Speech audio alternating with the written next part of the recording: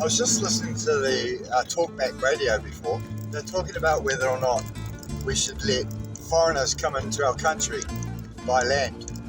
A lot of people are ringing up and saying they're against that idea.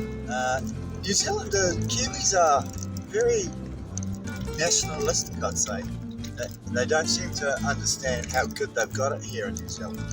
They need to go overseas for a while and see how the other half of the world lives.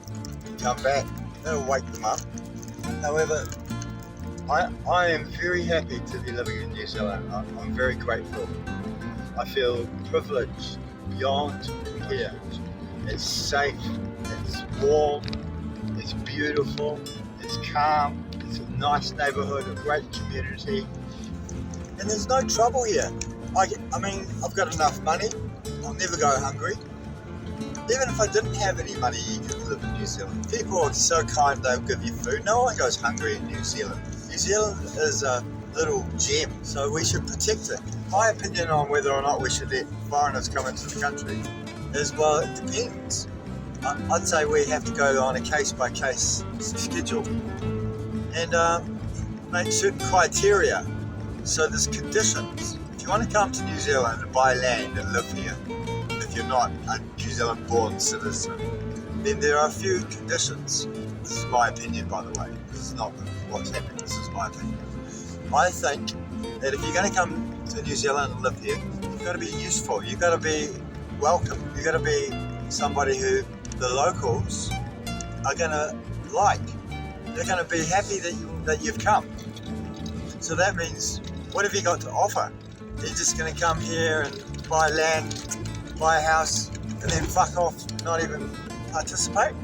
Is that your plan? Just come for a holiday maybe once every couple of years because you're so rich, you bought yourself a little haven in New Zealand.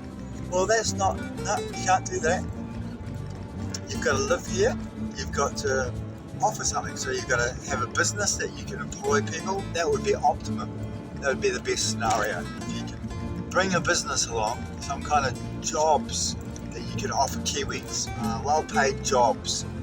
That is the optimum. If you can do that, you are welcome, mate. Come and buy a big freaking pad in New Zealand and start hiring Kiwis. And let's get your business fucking smoking, man. Number 2, like open something, like create a special garden that the whole community can use, or have some kind of trail that people can walk through. If you buy a whole lot of land or something in the mountains, you know, you've got to offer your land to other services. Like if you've got high country, you could offer it to the climbing society of New Zealand, or the search and rescue, or the police, or something like that. If you can offer your land, your services. The other thing is, if you're a skilled worker yourself in some area where you can fit into New Zealand and help with whatever skill it is that you are an expert at, then you're welcome as well. We can use a few extra ambulance drivers, helicopter pilots, nurses, doctors, any proficient experts in those fields. You're welcome, mate. Let's see, what else?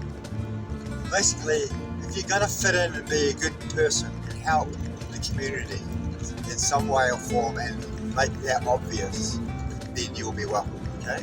That's the conditions. That's Sam's conditions. So that's my thoughts on the matter.